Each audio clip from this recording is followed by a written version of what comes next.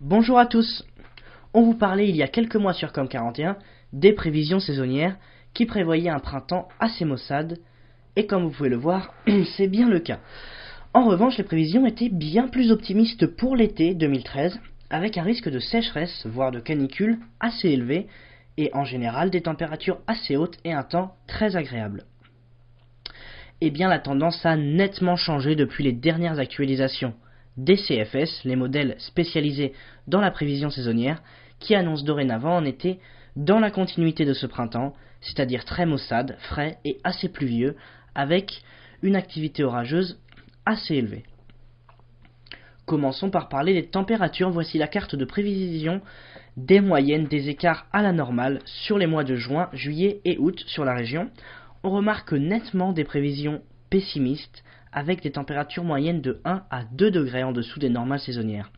Nous vous rappelons tout de même que ces prévisions sont à très long terme et qu'elles ne donnent qu'une simple tendance, donc bien que les températures moyennes devraient être inférieures à la normale, cela n'exclut bien sûr pas des jours de très beau temps comme chaque année.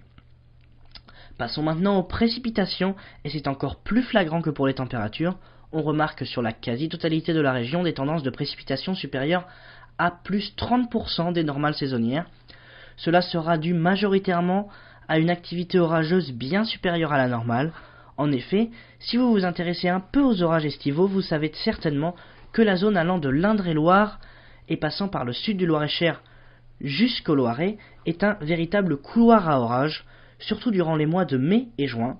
Et bien cette année, ces régions devraient connaître des orages plus virulents, plus fréquents et persistant sûrement jusqu'en août, voire septembre, ce qui explique un excédent de précipitations important sur cette zone. Ailleurs, on observe aussi un excédent assez important, mais s'approchant tout de même plus de la normalité. Ce schéma général de cet été devrait être assez cyclique, avec certainement plusieurs jours frais, puis une ou deux journées très chaudes suivies d'une évolution orageuse marquée, puis encore quelques jours frais, etc., ce qui explique le faible risque de canicule durant plusieurs jours, voire semaines. Parlons d'ailleurs maintenant de la fiabilité de ce qu'avancent les modèles. Comme vous pouvez le voir sur ces graphiques, bien qu'une faible chance persiste d'avoir un été normal, voire chaud, le scénario le plus envisageable est celui d'un été frais. Le diagramme des précipitations ressemble beaucoup à celui des températures, avec 3/4 de risque d'avoir un été plutôt humide et seulement 10% de chance de connaître un été sec ou très sec. Donc un bel été reste toujours possible, mais les chances s'amenuisent au fur et à mesure des calculs des modèles, du moins pour l'instant. Donc attendez-vous plutôt à un été maussade, n'excluant cependant pas quelques jours de beau, voire très beau temps, comme tous les ans.